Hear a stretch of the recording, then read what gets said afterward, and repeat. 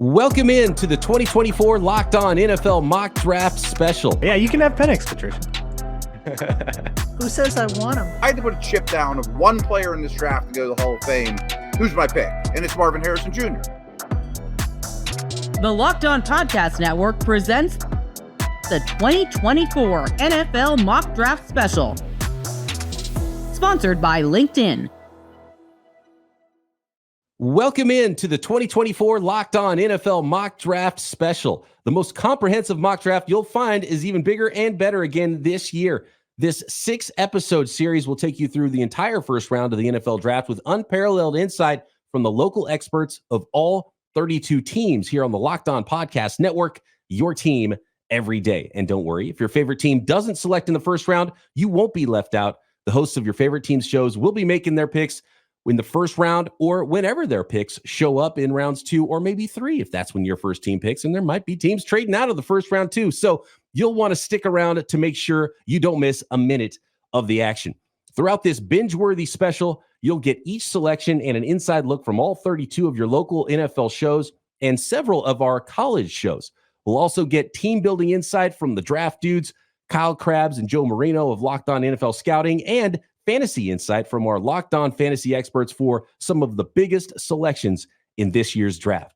And of course, we are your hosts. I am Brian Peacock, NFL analyst and co-host of the Peacock and Williamson NFL show and Locked On 49ers. Here with me are my co-host, former NFL scout Matt Williamson. And this year, things just keep getting better. Joining Matt and I are NFL draft experts Keith Sanchez and Damian Parson from the outstanding Locked On NFL Draft podcast. This Locked On NFL Mock Draft Special is sponsored by LinkedIn. LinkedIn Jobs helps you find the right people for your team faster and for free. Post your job for free at linkedin.com/LockedOnNFL. Terms and conditions apply. All right, guys. When it comes to any mock draft, any NFL draft, it's always about the quarterbacks. And in this draft, we might see 4 in a row, 3 in a row. How many quarterbacks are we going to see in the first round, guys? Because this is a phenomenal year with some phenomenal talent. There's big-time players that are not quarterbacks, but we kind of have a good idea of pick number 1. I don't know. What do you guys think, Damian? Quarterbacks, 1, 2, 3, 4? You like 6 in the first round? How is this quarterback class stacking up to you? Because I know you've been grinding the tape. Absolutely. And fellas, I think that we're in the situation where we're going to see 6 quarterbacks in round 1, right? This is a situation where teams need to fill the position, right? The Broncos, Vikings, teams outside of the top 10 need to fill that position. So I don't think teams are going to try and wait to day 2, wait to second or third round. I think we're going to see 6 off the board within the top 15 picks. Matt, I know that you like some of the quarterbacks. I talk football with you every single day on the Locked On Podcast Network. I know you like some of the quarterbacks more than others. How do you see this quarterback class stacking up at the top? Yeah, I think 4 out of the first 5 is close to a lock at this point, and maybe we'll get 4 in a row to lead this thing off. I look at the Raiders, I look at the Broncos as kind of in quarterback no man's land that could reach for that 5th guy or maybe trade back into the late first round to make it 6. Or at a minimum, I was going to say I'd really like 6 to go in the first round, but I'm going to say I'd like 6 to go in the top 35. You know, maybe it's a Levis situation where everyone goes home, sleeps a little bit, put some offers in for those early day 2 picks to get the last one. Keith, when it comes to the quarterbacks in this class, and we've seen historically the hit rate on first round picks, period, but some of the quarterbacks and some of the recent drafts that were supposed to be generational draft classes for quarterbacks, you think that many teams are going to look at this and say, oh, I can't wait to spend not only this year's first round pick, but how about 3 first round picks to go up and get the 4th best quarterback in a class? Yeah, BP, I think most teams are in a situation where they can't afford to wait, right? You talk about the Denver Broncos. They don't have a second round pick, so it's not until the 3rd round until they could take a swing at a quarterback, and this is simply a supply and demand issue. We've seen free agency is pretty much over with, right? And everybody made a move for the quarterbacks that they want, so we're still sitting there with 6, 7, 8 teams that are trying to find a young quarterback to be able to lead their franchise heading into the 2024 season. Yeah, there's a lot of teams that are very needy, and some of these coaches and GMs don't have a lot of time. The clock is ticking. They've got to find their franchise quarterback because without one, you are at a huge disadvantage in this football league. So I can't wait to see how this turns out. I think I know what position is going to go number one, and the pick is in. Lauren Cox is standing by with the first selection in our Locked On NFL mock draft special for 2024. The first pick coming up right now. With the first pick in the Locked On NFL mock draft, the Chicago Bears select Caleb Williams, quarterback, USC. The Chicago Bears made this decision weeks ago, but finally locked it in with the trade of Justin Fields, moving on to their new franchise quarterback. The Bears have swung and missed on quarterbacks in the past, but they've never had the opportunity to take a quarterback like Caleb Williams, a bona fide number one overall pick, a consensus top prospect in the draft, and coming into a situation in Chicago that not many number one overall pick quarterbacks get to walk into. Bona fide receivers, pieces added on the offensive line, weapons across the board, and a defense that was playing some great football last season as well. Caleb Williams has playmaking ability that Chicago has been dying for, and he is their opportunity to break the quarterback cycle and pretty easily become the best quarterback in franchise history. It's not a high bar, and Caleb Williams is set to eclipse it.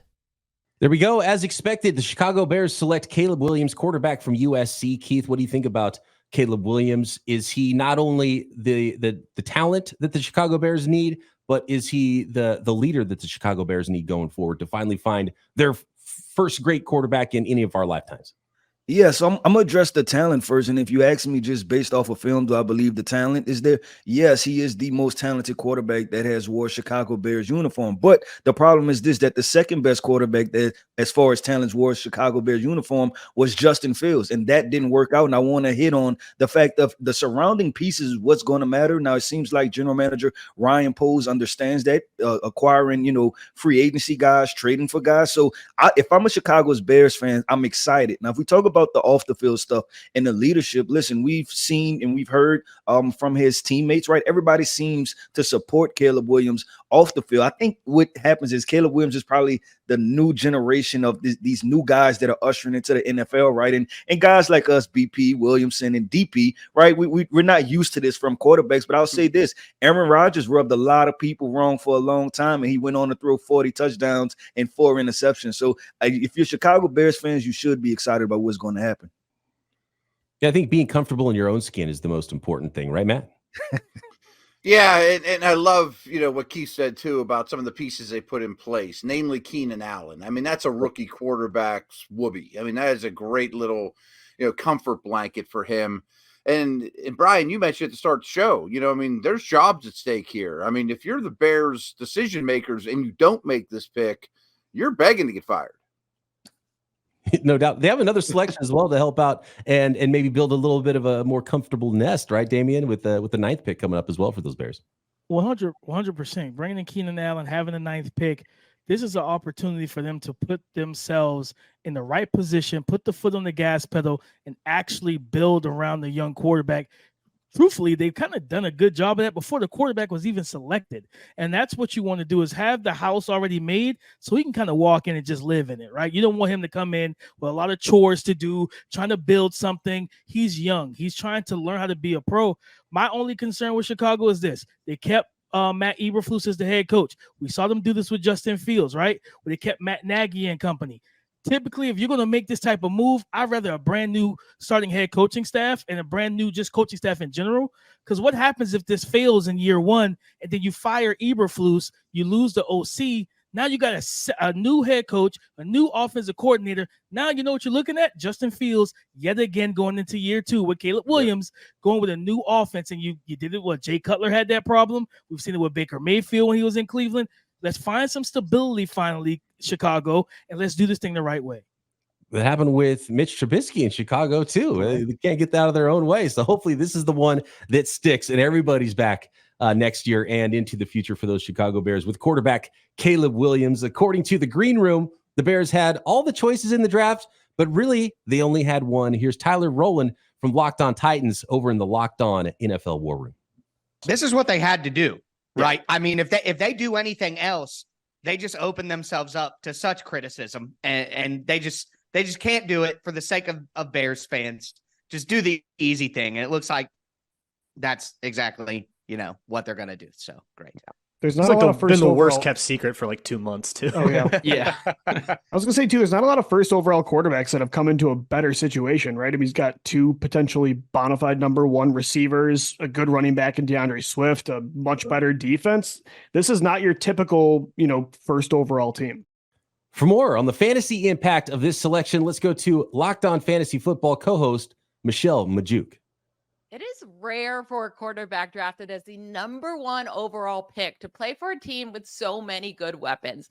But that's what Caleb Williams is going to be able to do. He gets DJ Moore, Keenan Allen, Cole Kmet, DeAndre Swift, and maybe even another highly drafted wide receiver to lean on in his rookie season. So considering his skill set as a very strong passer and a dynamic runner, plus the playmaker surrounding him, Caleb Williams should have considerable upside for fantasy immediately in his rookie season. However, I am worried about his impact on DJ Moore's and Keenan Allen's fantasy value. Over the last 10 seasons, only 3 wide receivers had at least 1,100 receiving yards in a season playing with a rookie quarterback. 2 of them actually occurred last year with Nico Collins playing with CJ Stroud and Devontae Adams playing with Aiden O'Connell. And then we also had the Mike Evans season back in 2015 with Jameis Winston. However, no rookie quarterback has supported multiple wide receivers to have 1,000+ receiving yard seasons over the last 20 years. And then to go even deeper, no rookie quarterback has supported multiple wide receivers to have 1,000+ receiving yards and 5+ receiving touchdowns in NFL history. So it seems highly unlikely that both DJ Moore and Keenan Allen will be able to have strong fantasy seasons like we're used to in 2024 playing with rookie quarterback Caleb Williams. 1 pick down, 31 and more to go beyond round 1 here in the 2024 Locked On NFL mock draft. Locked On Commanders host David Harrison has been working on trades all day. 3-team trades even potentially in the works from what I'm hearing. Will he get it done and move back, or will the Commanders stick and pick, land their franchise quarterback at number 2? We've got that coming up next on the 2024 Locked On NFL mock draft special. The Locked On NFL Mock Draft Special is brought to you by LinkedIn Jobs. When you're hiring for a small business, you want to find quality professionals that are right for the role. That's why you have to check out LinkedIn Jobs. LinkedIn Jobs has the tools to help you find the right professionals for your team faster and for free. LinkedIn isn't just a job board. LinkedIn helps you hire professionals you can't find anywhere else, even those who aren't actively searching for a new job but might be open to the perfect role. In a given month, over 70% of LinkedIn users don't visit other leading job sites. So if you're not looking on LinkedIn, you're looking in the wrong place. On LinkedIn, 86% of small businesses get a qualified candidate within 24 hours. Hire professionals like a professional on LinkedIn. Post your job for free at linkedin.com/lockedonnfl. That's linkedin.com/lockedonnfl to post your job for free. Terms and conditions apply. Continuing on with the 2024 Locked On NFL Mock Draft Special. 1 pick in the books. It's Caleb Williams to the Chicago Bears. And now on the clock is the Washington Commanders. And we've got David Harrison, Locked On Commanders host, standing by to make that pick. And sounds like they're ready to go. And there's not going to be a trade here trying to move out. But, I mean, just like we talked about with Jobs, and I know there's a new regime in town, you might have a little bit more leeway if you're the Commanders. And Adam Peters, and you got a new head coach, you got a new offensive coordinator. Can you get a system in place first before you go get your quarterback? Or I don't know, Matt, what do you think? Do you have to strike when you're drafting at pick number 2 and you've got a good stable of quarterbacks to potentially choose from? Do you have to make the pick here and not get out and not mess around and not get too cute? Go get yourself a franchise quarterback. Well, I think this is such a unique situation because the whole goal of the franchise has to be to get rid of the stench of the old ownership and the way they used to do business, and I think you need new people on the billboards, reason to go to the stadium, try to get this fan base back like they were when we were kids, you know what I mean? And everybody wanted to go see the Hogs and all these guys, and they have a lot of work to do. But I think sometimes it's, outside of what's best for getting wins, and let's try to just change the culture. And I think a quarterback would go a long way. Keith, which one of these quarterbacks smells the best if you're trying to get rid of the stench in that building? Yeah, can I say this? I'm kind of slightly disappointed right after pick one. I like Caleb Williams to the Chicago Bears, but Damian, you know this, right? I was really pounding the drum for the Commanders to move up to pick one, right? Bring Caleb Williams back home, sell the tickets. Exactly what Matt was talking about. But man, if you look at the rest of these guys, I think about who will fit with offensive coordinator Cliff Kingsbury, right, in his offense. And because I think Dan Quinn kind of focus on his side of the football, right, being a head coach, he'll focus on the defense. So I'm gonna go with Drake Maye right here, just the guy that has, I understand that he can throw passes at a high volume, game in and game out, right? And I expect that threshold to be anywhere between 27 and 35 passes per game. He has experience putting it all on his shoulders, spreading it out and throwing the football. So I like Drake Maye right here for the Washington Commanders. Yeah, I mean, being at the second overall spot, the drafting a quarterback has not been kind when teams have done it. Mitchell Trubisky, Zach Wilson, Marcus Mariota. It's not been a great turnaround, right? So if you're the Commanders, you kind of want to make sure you nail this pick. You want to be the Houston Texans of 2023 and find your CJ Stroud, the guy that bucks that trend and takes your team to that next level. And I think with Cliff Kingsbury being in town, to me, it's probably, if you're going to go quarterback here, I think it should be Drake Maye, a guy that can kind of operate in that air raid type of offense. He's used to dropping back, throwing at a high volume because North Carolina relied on no one but him. So he's kind of used to that type of workload. And I think that he'll be a good fit there. All right, David Harrison, no pressures, just the entire weight of the Washington Commanders franchise on your shoulders to get this pick right at number 2. And the pick is in. Let's go to David Harrison with the number 2 selection in the 2024 Locked On NFL Mock Draft. And the Locked On Commanders host is ready to go.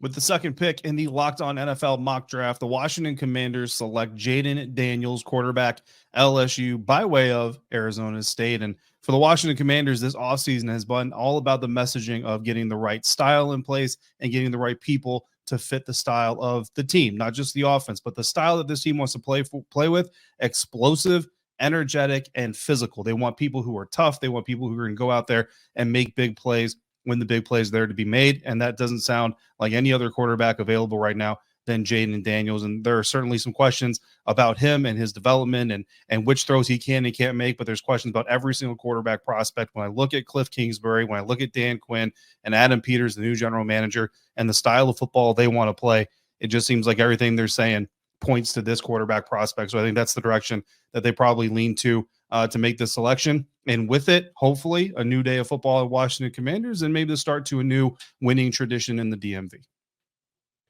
So it is the LSU quarterback, Jayden Daniels. I remember him from back in the day when my guy Brandon Ayuk was a wide receiver at Arizona State, and he kind of burst on the scene. He's like, this guy might be something, maybe even a future first-round pick. Kind of disappeared for a few years, popped up at LSU, and had a phenomenal Heisman campaign. Keith, you were at the LSU Pro Day. What did you see from Jayden Daniels there? Does he throw the ball like a guy who's the high upside pick that David Harrison just talked about here for the Washington Commanders at pick number 2?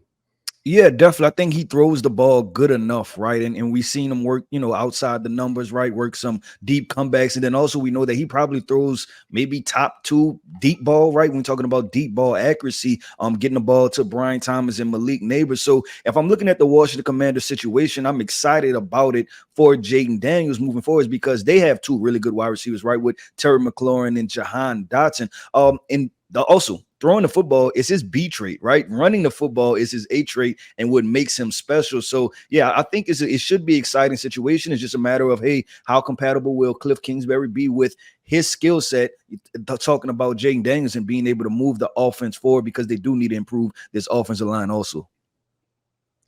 And we've seen Cliff Kingsbury very recently in the NFL with a really athletic dual threat type of quarterback, Damian. Yep. The wins and losses didn't really go the way that they hoped in Arizona. Is this a different story for Cliff's offense with Jayden Daniels in Washington?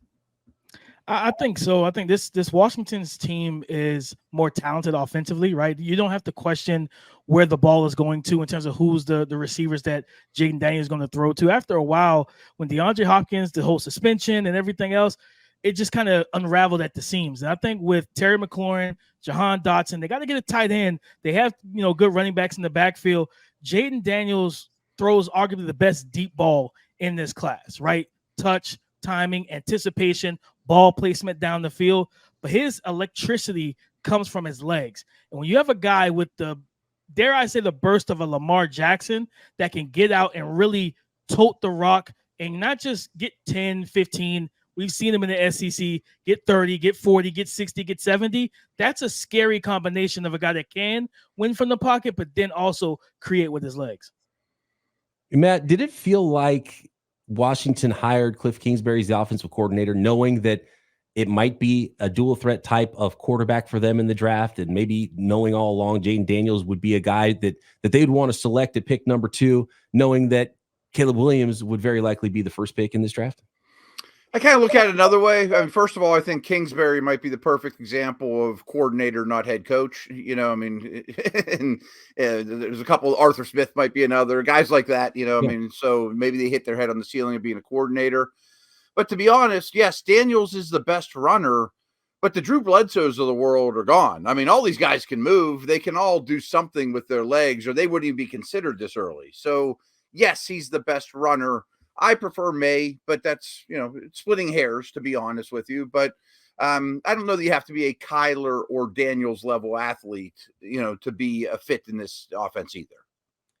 Did the Washington Commanders get the best QB in the draft? Luke Braun from Locked On Vikings thinks so, over in the Locked On NFL War Room. I love Jayden Daniels. If I had the first overall pick, I honestly would think about it. So I think that's perfect. Great fit with Cliff Kingsbury. They know each other and all that stuff. So I think it works out perfect for them. Oh, he's talking 1.1 with Jayden Daniels there. Okay. All right. I see where Luke Braun's at, putting his name down. I'm going to write that down. I'll remember that and come back in 10 years and we'll see if he's right. So, I mean, obviously upside is the swing there for the Washington Commanders with the second pick in the draft and Jayden Daniels. Quarterback so far in this Locked On NFL mock draft. And it's time to go to Carolyn Fenton, the host of Locked On LSU, for more insight on the player that is Jayden Daniels. This is what the NFL team that drafts Jayden Daniels is getting in their future QB1. First and foremost, he's an elite athlete. That's what separates him from the rest of the quarterbacks in this year's draft. And it also is what separated him from the rest of the quarterbacks in college football this past year that really elevated his Heisman campaign. And it's the plays that he can make with his legs that Jayden Daniels can turn any run into a potential touchdown run. And he doesn't need massive gaps in order to create some explosive plays. He's so slippery and he is so elusive.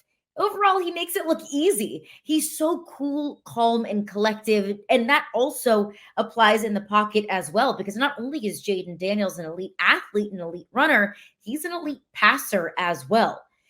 Jayden Daniels completed nearly 70% of his passing attempts of 20 yards or more. He is the best deep ball passer in this year's draft. Jayden Daniels can make truly any throw that you ask him to make.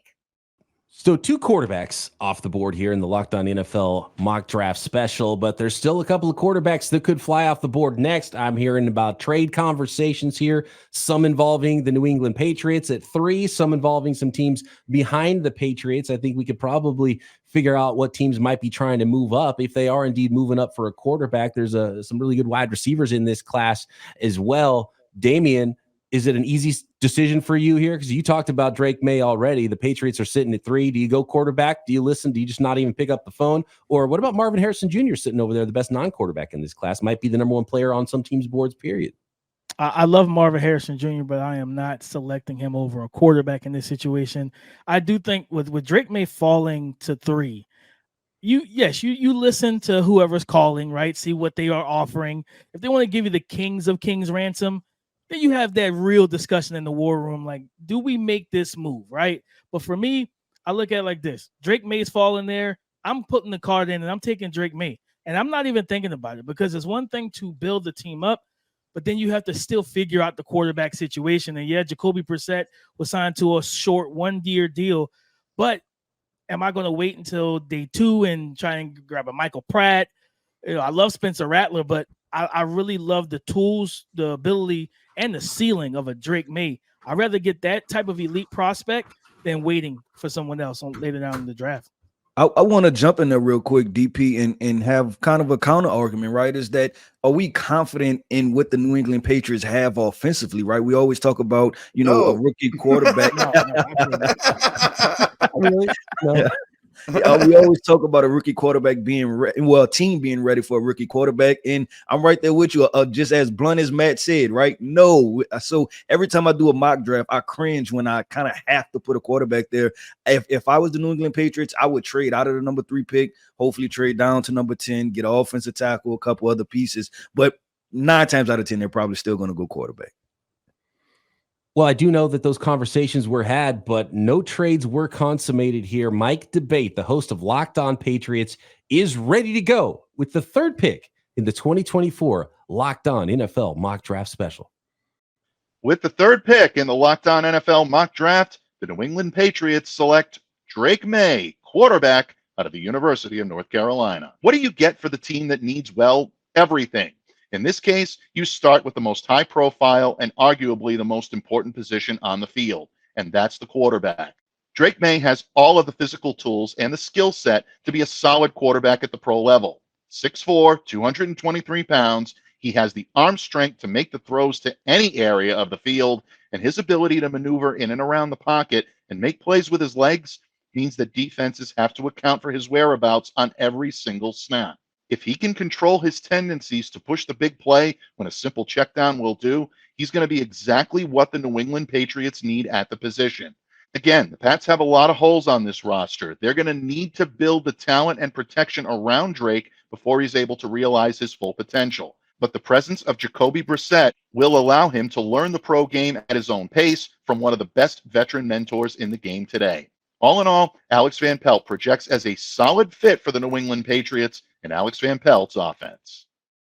Matt, you talk all the time on the Peacock and Williamson NFL show about teams building a nest for their young quarterbacks. Yep. We've mentioned how the Bears are in a pretty good spot here, much better for young Caleb Williams than they were when Justin Fields was drafted there. Of the top 3 teams we've seen so far draft quarterbacks, by far the worst nest is in New England with the Patriots. What do you think about this selection of Drake Maye at 3?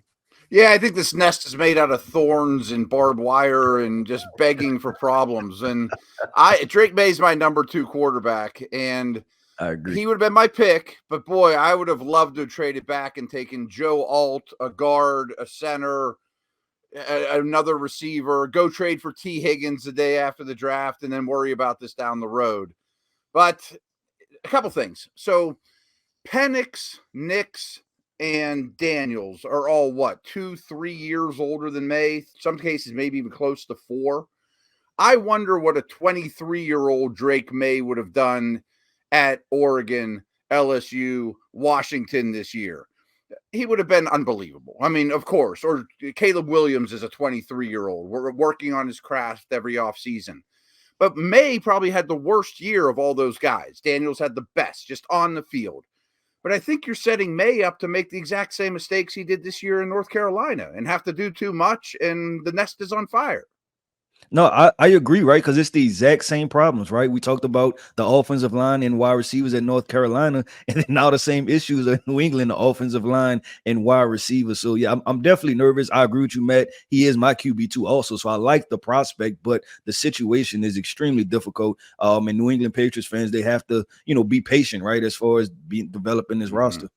And guys, that's why the draft is more than one round, because they can absolutely fix some of these problems. I think especially a wide receiver, right? It's one of the deepest classes we've seen in recent history, where you're going to get a legitimate you're going to get a legitimate starter in round 2, at the top of round 2, where we know they will be selecting. But like Matt said, maybe you send that second round to Cincinnati and say, give me T. Higgins. And now you walk into probably week 4 or 5 when Jacoby Brissett hands over the reins to Drake Maye, because I don't think Gerard Mayo, as a former player, is going to set Drake Maye up for failure by starting him right away, unless he is just hands down the better quarterback in camp and he wins that battle. You start Jacoby Brissett, take that pressure off the young quarterback, then allow him to hold that clipboard, learn what it is to be a pro, learn what you can do and what you can't do as a quarterback in the NFL by watching and learning. And then he steps in somewhere in his rookie year. But getting a guy like T. Higgins with that second round pick sure helps a lot.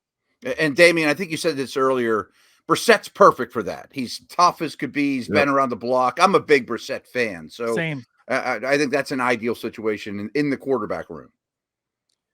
After 3 straight quarterbacks, Locked On Giants host Patricia Traina is in the Locked On NFL War Room wondering if there might be anyone left for the Giants to select a quarterback when they're selecting all the way back at pick 6. Y'all going to leave me a quarterback for the Giants or what? You might be in trouble, Patricia. Look, I'm just glad we didn't have to bully Mike into being more enthusiastic. I mean, he was already excited about the pick. Here comes the race for J.J. McCarthy. Yeah, there you go. Michael Penix, guys. I'm telling you. There it goes. He'll be right there. Yeah, you can have Penix, Patricia. Who says I want him? Wow. Okay. Patricia even throwing some shade. That's where I come back to with a lot of this. We're talking trades. What are the odds that every team's going to be like, oh, yeah, I love all 4, 5, 6 quarterbacks so much. I'm going to go trade up and get the 4th guy. I love the 5th guy. I love the 6th guy. A lot of these teams might really like one of these guys and love him and maybe don't feel as strong about some of the other quarterback prospects. And that's when I think we might see fireworks in this NFL draft. Speaking of fireworks, there's a lot of conversations happening right now. They keep heating up with every pick. A lot of hosts trying to make trades for their teams. But with 3 picks in the books, let's check in with Kyle Krabs and Joe Marino of the Locked On NFL Scouting Podcast for more analysis on those selections. So, Joe, I would consider the first 3 picks, which are now in the books, to be generally chalk. This is the one of the scenarios that we looked for and expected, with Caleb Williams and Jayden Daniels going 1 and 2. New England staying and picking Drake Maye perhaps is the biggest talking point here as we react to these first 3 picks with this mock draft underway.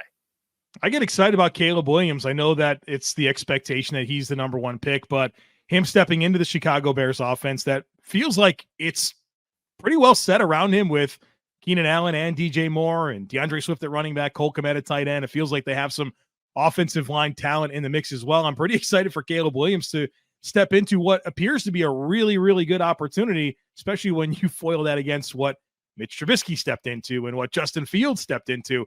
I find myself really fascinated in how this is going to work with Jayden Daniels in Washington, with Cliff Kingsbury as the offensive coordinator. They need some work with that offensive line.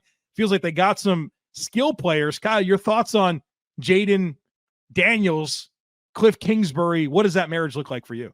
Well, I think you think about what Arizona was with Kyler Murray, with Cliff Kingsbury, and felt like they got by on the offensive line. And one of the reasons why was they had an athletic quarterback that kind of changed the rush lanes and allowed you to be +1 in the run game with what the quarterback was able to do. And they had a lot of designed quarterback runs. And I have no reason to think that won't be exactly what Washington looks to implement with Jayden Daniels when you consider his athletic skill set, how explosive he is as a runner.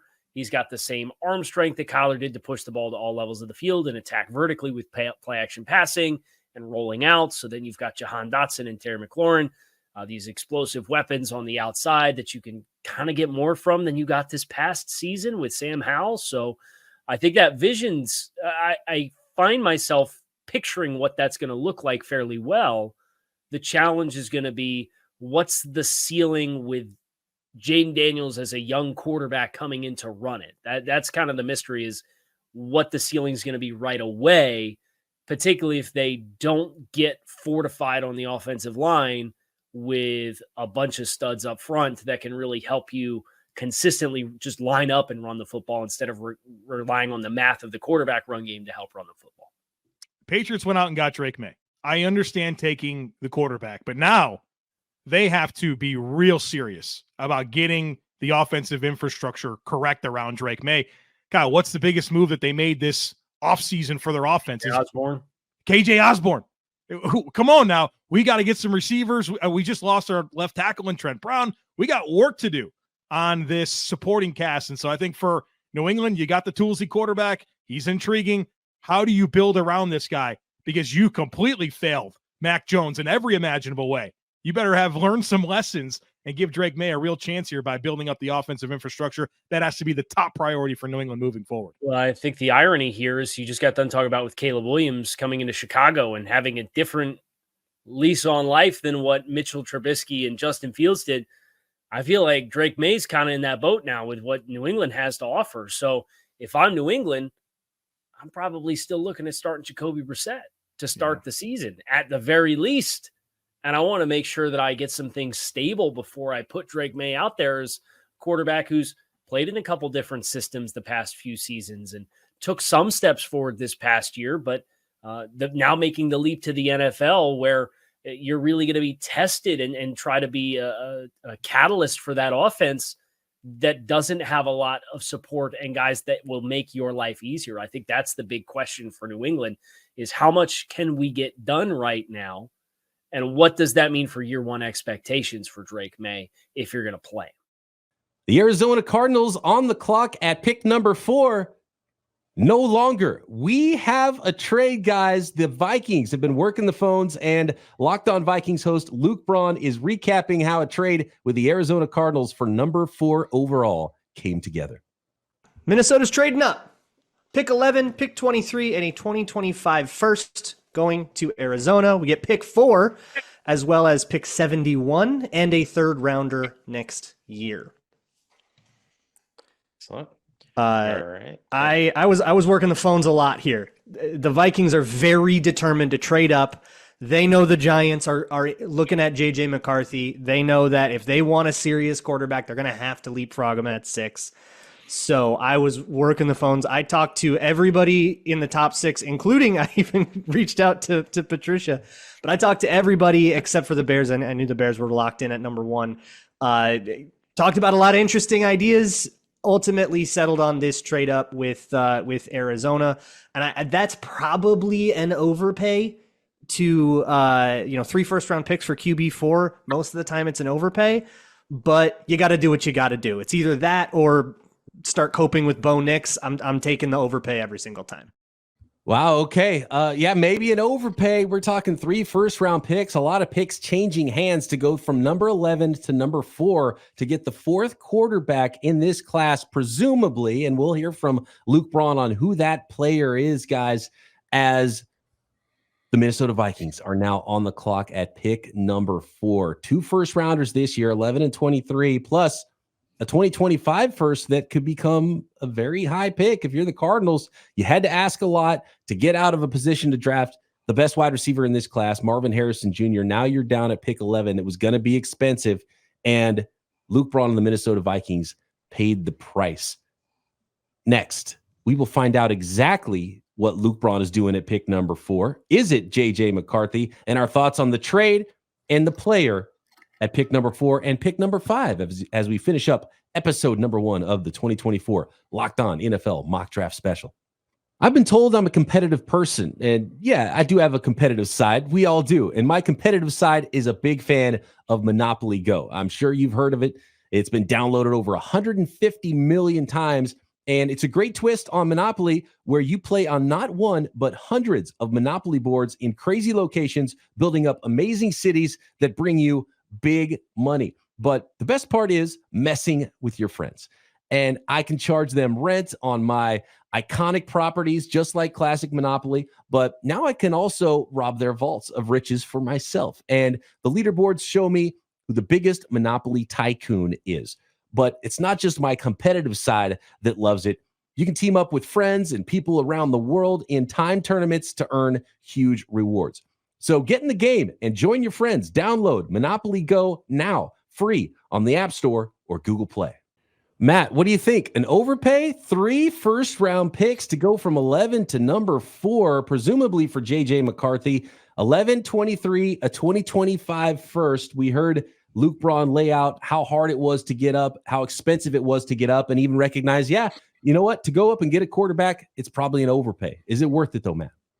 Yeah, I mean, so I was at the owners' meetings, and some people very much in the know think McCarthy could go as early as 2. I mean, and I went, wow, okay. I mean, I guess I believe you. You know more than me.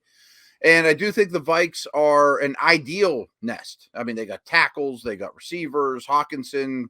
I think they have a very good coach that's obviously quarterback friendly. And I give Luke credit for finagling 2 third-round picks, I think, out of it, too. 1 this year, 1 next year. So it's a little something in return. But I am never giving up 3 first-round picks for J.J. McCarthy. I'm sorry. That's a lot. Okay. I I want to jump in there too. And for all the reasons, Matt, that you said the Minnesota Vikings are a great situation for a quarterback if you trade up, I would make the argument that's why I would probably stand pat, right? We're coming off a Super Bowl where the San Francisco 49ers had a really good nest, and a mystery relevant himself, right, took them to the Super Bowl. And I don't think that my quarterback that I would be eyeing if I'm not moving up and trading away 3 first-rounders, plus more, would be Michael Penix. Because this guy can throw the football at a high level, right? He proved at his pro day that he's a solid athlete. And then we hired Kevin O'Connell, the head coach, because we thought that he was an offensive guru, right? We thought he was a really talented guy on the offensive side of football. So I'm like, hey, I'm gonna get you a quarterback and I get to work and figure it out. So I'm kind of indifferent. It doesn't make me really excited with the guy who made the trade says it's an overpay, right? You get a little nervous when the guy's admitted himself and saying it's an overpay. So we'll see how it goes. There's a phrase in hip hop music: "Scared money don't make money," guys. So the Minnesota Vikings said we have to figure it out and go get a quarterback. And I commend them for it, right? Because they've been kind of settling for so long. And I heard down at the Senior Bowl, like when free agency came about, I knew Kirk Cousins wasn't going to be back. I had already heard it down at the Senior Bowl that it was either Kirk Cousins or a rookie QB because both couldn't coincide on the same roster. So I'm happy to see them say, you know what? Thank you for everything, Kirk. Let's go get our guy. Let's go to Luke Braun and just make sure he's going with J.J. McCarthy here at pick number 4. With the pick at number 4, Locked On Vikings host Luke Braun. With the 4th overall pick, the Minnesota Vikings will select J.J. McCarthy, quarterback out of Michigan. Coming up to 4 maybe seems a little expensive for that, and I'm super sympathetic to that, but it beats the alternative, which is either finding a way to cope with Bo Nix or waiting until next year when the quarterback class is not supposed to be very good. You're dealing with like 2 years of Sam Darnold? I'm not doing that. I'm not wasting the last relatively cheap years that we have of Justin Jefferson on that just so that we can like maybe say that we eked out a little bit of extra value. Totally would rather overpay. And the thing about J.J. McCarthy is I like him. I wouldn't do this if I didn't think this dude had a real shot to be the franchise quarterback of the Minnesota Vikings, to actually work out. This is not a Band-Aid guy that, you're hoping that maybe you can move off of him in 3 years if you can justify it. No, I think this guy can be the guy. What he did in Michigan is, I think, overly scrutinized for stuff that doesn't have anything to do with him. Michigan led for I think every second half they played in his final season at Michigan. So yeah, they ran a lot. They had to lead a lot. Guess why they had to lead a lot? Because J.J. McCarthy was able to operate the offense and dig them out of third down holes when they needed him to do it. And that's when you really see the best of J.J. McCarthy. When they did need something from him, you saw the best from him. And it's not on him that Blake Corum just made it so they didn't need a lot out of the passing game. But when the pass protection would break down, which happened a lot, when the wide receivers would break down, which happened a lot, I like Roman Wilson. I don't like the rest of those Michigan receivers, and I don't like the pass protection of the rest of that Michigan O-line. It really felt like J.J. McCarthy would have to scramble around and make a play. The way he dances in the pocket is very controlled and very sustainable, and the way that he executes the scramble drill is, it's textbook. Let me chime in real quick, if you don't mind. I don't know that J.J. McCarthy had it all that rough, to be honest with you. I mean, they won the national title by handing the ball off, and he did some good things, and I give him credit, especially on third down, red zone, the stuff that coaches watch and love, he was great at. But I don't know that Drake Maye's crying for him too much right now of situation at Michigan. Yeah, he had a pretty good situation there. Obviously, a winner and a leader. And this pre-draft process, he's kind of been lights out and, maybe weighed in a little bigger than some people thought, held that weight into his pro day, throwing the ball really well at his pro day. He's athletic as well. Everyone seems to love the kid. Damian, what kind of a upside are we talking about with J.J. McCarthy here? The combination of arm talent and athleticism, he has a high ceiling for me. This is a young man who we haven't seen him handled like a heavy workload. Like Luke said, they ran the ball a lot. They were in leads. But I think running and operating that pro-style offense, being under center, used to the play-action game, turning his back to the defense, turning back around, be able to find his reads. Also, he's calm under pressure whenever it was able to happen. He showcased the ability to evade, reset, and trigger off throws. He can attack the middle of the field. The main thing for him is with a guy like Kevin O'Connell, getting him on the move, right? Flood concepts, with the sprint action, mesh concepts, things of that nature. He's got to just consistently work on his base. He has his footwork gets a little erratic at times where he overstrides with that lead foot, causing some overthrows outside the numbers and down the field. Let me tell you something. When you got Justin Jefferson out there, you better make sure you're putting it on the money. All right. He's used to Kirk Cousins putting it on the money. Don't be overthrowing them 5-10 yards down the field, which he kind of did a little bit at Michigan when he didn't need to. It's just know how to be a multi-speed pitcher.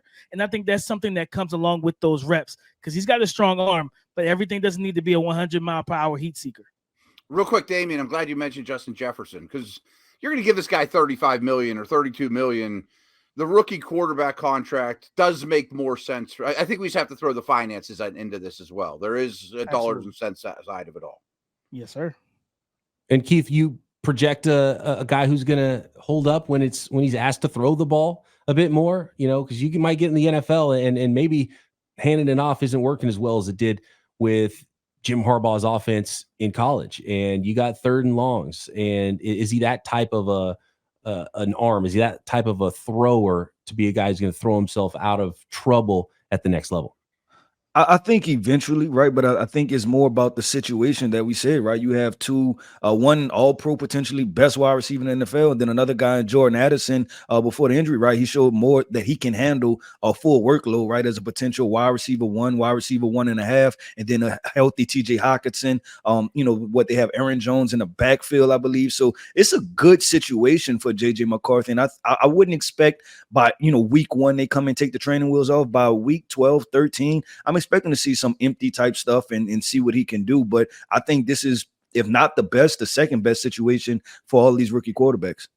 BP, real quick, I wanted to ask the guys, with Sam Darnold there, we talked about it with Drake Maye, Jacoby Brissett starting. Are you giving JJ the keys week 1, day 1, the first game? I think he's far away. That's how I felt too. I'm like, I figure you got to start Darnold at least half the season to really allow this young man to kind of get his bearings in the NFL. Definitely. And we have to talk about the case study of these teams who've sat in quarterbacks, right? The Green Bay Packers have did it, 3 times in a row, and they're about to pump out Hall of Famer. Patrick Mahomes, right, sat down. So Jordan Love to go to the Hall of Fame already? Wow. He looks pretty good, but that might be a little ahead. Understand what I'm saying is that if he averages 31 touchdowns and 10 interceptions, they're going to be an argument, right, for Hall of Fame or something like that. And so I think there's just an argument to sit these guys, and I'm all for it. A rookie quarterback, you don't have to play in week 1. General manager, head coach, be strong, be firm in what you see in practice. And if they're not ready, sit them down. You have to almost ignore the fan base sometimes. Keith, you said J.J. McCarthy's in a good situation. You know who else is in a good situation? The Los Angeles Chargers, sitting here at pick 5 and just letting everybody take quarterbacks in front of them. And as Jim Harbaugh said, it basically gives you the number 1 pick in the draft at 5 if you're not taking the quarterback, and they got Justin Herbert. So they're not worried about the quarterbacks going in front of them. In fact, they're rooting for it. So Daniel Wade is ready to go now with the quasi first pick in the 2024 Locked On NFL Mock Draft Special. Daniel Wade ready to go with the pick at number 5 for Locked On Chargers.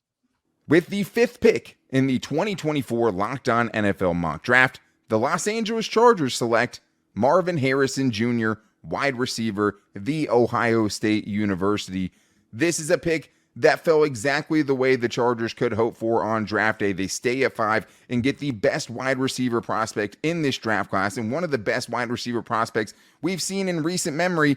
It is a good thing to have a quarterback. 4 quarterbacks go before the Chargers here, and they end up with Marvin Harrison Jr. I thought about trading back with the Vikings to potentially get picks 11 and picks 23. They end up moving up to 4 with the Cardinals to get their quarterback, leaving the Chargers with Marvin Harrison Jr., and it's an easy pick. But it was tough to not go with Malik Neighbors just because of how explosive he is. Another really, really good prospect.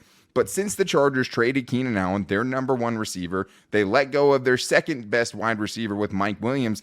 The difference is Marvin Harrison Jr. has a polish where he can come in and be wide receiver 1 for the Chargers right away, get that instant production in 2024, and fill just a gigantic hole they have right now in their wide receiving core. This couldn't have felt any better for the Chargers. You get someone who's good in all areas, a truly pro-ready prospect in Marvin Harrison Jr., and you don't overthink it and get Justin Herbert, his number 1 wide receiver.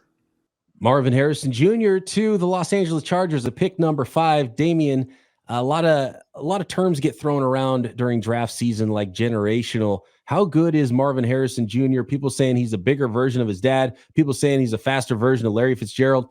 That sounds pretty darn good. What are we talking about with Marvin Harrison Jr.? Is he that good? He's that good, guys. And I'll bring a quote from the 2023 college football playoffs when Georgia's playing TCU after they squeaked by Ohio State. And I remember a reporter tweeting out that Georgia's defenders were on the sideline saying they don't have a Marvin Harrison Jr. They turned him into an adjective. They turned him into a phrase of something to compare to. When you watch him, the body type, the strength, the catch radius, the route running, everything is there. I compare him to a bigger Devontae Adams in terms of understanding how to beat different leverages, how to understand how to beat different coverages. Out of all these receivers that we see in this class, he may be the only one that consistently saw double teams and bracket coverage from the opposing defenses. Talking about an NFL wide receiver going to play with arguably one of the best young quarterbacks or best quarterbacks in the league. And we've seen this time and time again. Bill Belichick used to do it in New England. Right, he'll bring a team in to into camp, and they'll practice each other, joint practices, and then as soon as one of the players that gave him hell goes to become a free agency, he snatches that guy up if he got the chance. Right, Jim Harbaugh watched Marvin Harrison Jr. torture his starting cornerbacks. Why not bring that guy into your offense? DP, my question would be, is he going to use him? Because Jim Harbaugh is known, right? We just talked about J.J. McCarthy and how all he did was run the football, and then you look at it now, right? And like you said, Michael Crabtree, and there were no receivers with Michigan that really emerged as top guys. So that would be my only, if I had any criticism of it, would be, hey, how are they going to actually use Marvin Harrison Jr.? But Marvin Harrison Jr. is my number one ranked player on my big board. Matt, you're in the Pitt area. You remember young Larry Fitzgerald. Is that too long of comparison? We're talking about a faster Larry Fitzgerald. Is that even possible? Because we're already talking about a Hall of Fame guy, and you throw a couple of ticks on his 40 time. Wow. Some of these comparisons are a little bonkers. I mean, at BP, we were joking the other day. Someone's talking about a bigger Steve Smith. I mean, this running back's a combination of Barry Sanders and Jim Brown. I mean, let's not get too crazy. But we were just talking Hall of Fame a second ago. I mean, one thing I do every draft class is I always look at them right before the draft. And I'm like, if I had to put a chip down of one player in this draft to go to the Hall of Fame, who's my pick? And it's Marvin Harrison Jr. And I think most people would agree with me. With all respect to Neighbors and Adunze, who might even be the second and third best player in this draft, to be honest with you. They're unbelievable. But it's a scary place, but I wonder about getting him Harbaugh's head.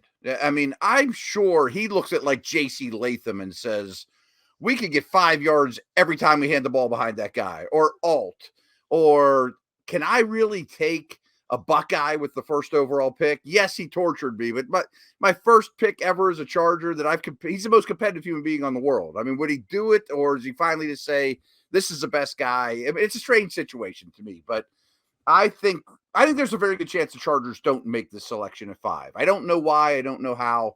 I could see somebody even coming up, or the Cardinals come back up for Harrison or whatever, and he ends up with a tackle and a receiver later.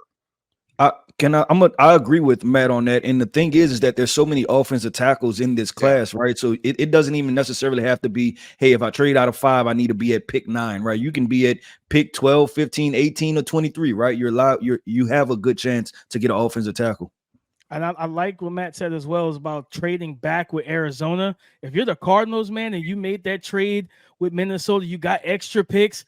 Now let's go back up and get our guy. Let's go up and get the guy we actually wanted at 4. And I remember hearing this week that has been a discussion point for Arizona, that Monty Ossenfort wants to trade back and get picks, but he also wants his guy too. He wants both, right? The phrase is cake and eat it too. We just got to see if he has a chance of dealer's choice to be able to buy that cake and be able to eat it at the same time.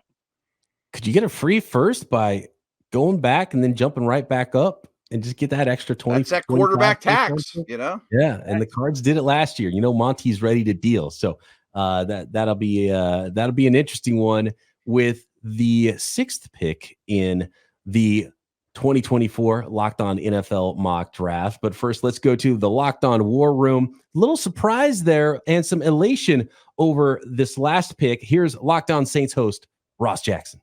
Hey, Marvin Harrison Jr. to the Chargers. My goodness. Oh, yes, Patricia, this is great for you. Thank you. Bo Nix falling in her lap, man. Bo Nix is right there. You with your Bo Nix, you're going to be surprised. That's awesome. I love this pick for the Chargers. Like the Chargers had to shed so much talent and everything like that. They had to move on from Keenan Allen, but then you go from Keenan Allen to Marvin Harrison Jr. You get a guy that you can move around and everything, kind of like Keenan Allen moved around. They're not the same receiver, but you get the versatility and the inside outness of him. This is awesome. This is great for Justin Herbert. Now let's see if they can win games. That's the top 5. Let's see what Joe Marino and Kyle Krabs have to say about the selections of J.J. McCarthy and Marvin Harrison Jr.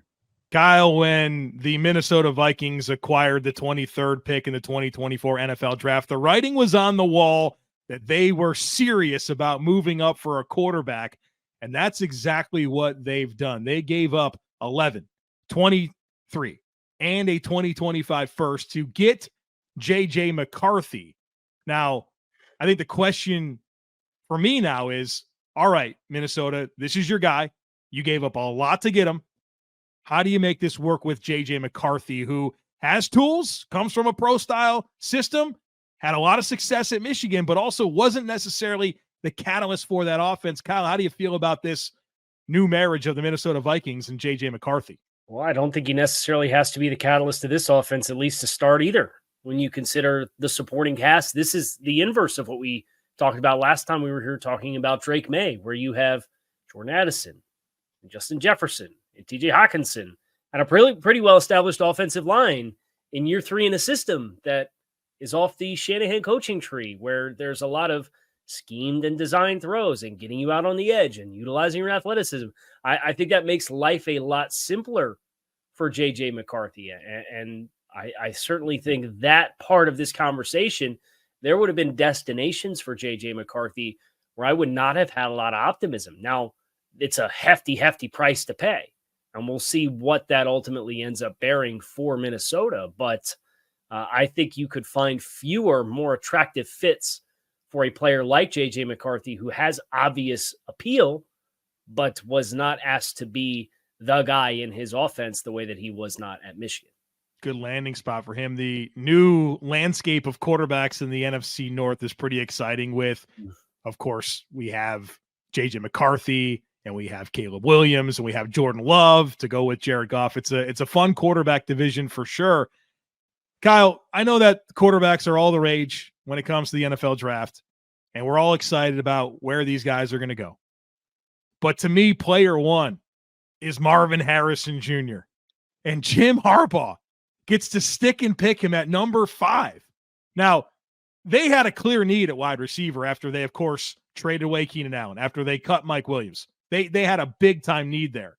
But if there's a prospect in this draft that I feel great about being able to step in and produce at a high level in year 1, you're pairing Marvin Harrison Jr. with Justin Herbert. That feels like a lethal connection for a long, long time. Yeah, it's the opportunity along with the skill set that he has, where you figure this is probably going to be, if he's healthy, a 120 to 150 target player, like right off the jump as a featured player in their offense in the passing game. And they'll run the ball a ton, but because they'll run the ball a ton, they should have plenty of opportunities for Marvin Harrison Jr. to win over the middle of the field and one-on-one on the perimeter with a quarterback that can hit throws with consistency, or take play action shots down the field. He's shown the ability to do all of those things. And I think that's the biggest appeal, is there's something for every style of offense. And when you place it into being a featured role in an offense, you have high expectations, and you should have high expectations, because Harrison Jr. is one of the more complete players in this year's class. Got to be honest, I'm getting a little excited about that potential pairing of Justin Herbert with Marvin Harrison Jr., what that might look like, some play action passing. I think there's plenty of targets, and he might get all of them after they're done running the football there, even as a rookie, because I think he's plug and play and ready to go early in his career if he does end up with those Los Angeles Chargers. And we will find out what Patricia Train is going to do now at pick number 6, the host of Locked On Giants, these quarterbacks getting swooped up before she has a chance. Could we see Bo Nix? Could we see quarterbacks 5? Could we see quarterback 6 going? I gotta think, Matt, it's a lot more likely that quarterbacks 5 and 6 can creep into round 1 if quarterbacks go 1, 2, 3, 4 in the draft, right? Because nobody's slipping to any of the other quarterback needy teams. To me, though, if I'm the Giants, I'm thrilled that these 2 receivers are available. I would run to the podium probably for Neighbors. Their receivers are so bad. They reworked their offensive line. And then I'm on the phones for Nix or Penix, preferably, as they fall. And if I lose out this year, so be it. Give Daniel Jones every crack at it. And when he fails, we'll be picking in the top of the draft next year. Yeah, man. Yeah, man. I agree. I think if you're going to hit your wagon and stick with Daniel Jones, you got to give him a weapon that's going to make his life easier, right? And I think either guy, in different ways will make his life easier. I think Rome, to me, might be the most ideal fit because it would give him that size at the actual prototypical X receiver because they have Wan'Dale Robinson, you have Jalen Hyatt. I believe they still have Darius Slayton as well. We don't know how long Darren Waller is going to be there. He was contemplating retirement this offseason at one point, reports were. So getting a Rome Odunze to be that prototypical X, that guy that he could just, that phrase, Rome is down there somewhere. Like he's that type of receiver with the ball skills and size and a kind of an accuracy improver for a quarterback where Daniel Jones hasn't been the most accurate quarterback in his career. The name Danny Dimes died a long time ago. So I think that would be a great opportunity. I think taking a quarterback here, that's risky business. Mm-hmm. Yeah, and that's the reason why if I'm Brian Daboll, I'm probably flipping tables right now inside of the New York Giants facility. And the reason is this, that I was somewhat on the hot seat with the fans last year, right? Where we didn't make the playoffs, we regressed. And then now you're going to ask me to lose Saquon Barkley, right, which is my best player on my entire team. And then you're going to ask me to go make the playoffs again without a quarterback that has thrown more than 20 touchdowns. We got excited about Daniel Jones, but I believe that season was 17 touchdowns, and that got him a big $40 million contract. So if I'm Brian Daboll personally, I'm feeling like I'm in a really tough situation moving forward. Well, that's it for the first episode of the Locked On NFL Mock Draft Special, sponsored by LinkedIn. On the next episode, it's the rest of the top 10. Will we see a 5th quarterback off the board? Tune in to find out. And don't forget, you can find the entire special on both audio and video at the Peacock and Williamson NFL show, Locked On NFL Draft, and Locked On NFL podcast feeds. For Matt Williamson, Damian Parson, and Keith Sanchez, I'm Brian Peacock. We'll see you for the rest of the top 10 in the next episode of the Locked On NFL Mock Draft Special, part of the Locked On Podcast Network, your team every day.